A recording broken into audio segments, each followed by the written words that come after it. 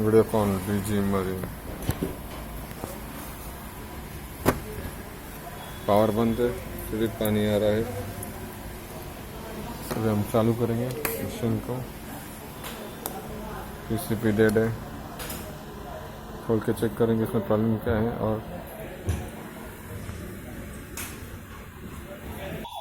ये है DG marine का circuit board.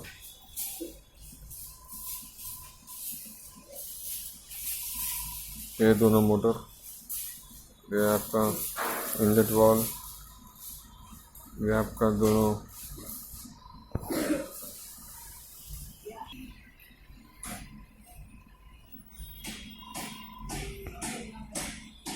Grey inlet valve हम चेक करेंगे इस वक्त।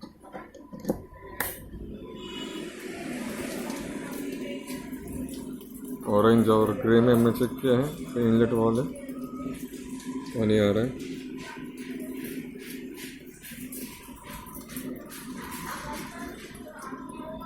रेड मोटर है,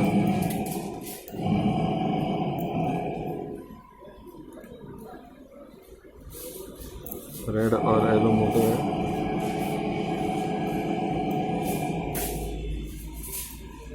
ड्रेन मोटर,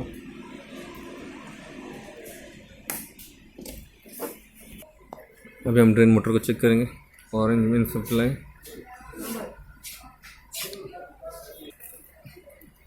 जामुनी और रेड और वाइट, ये दोनों ड्रेन मोटर है।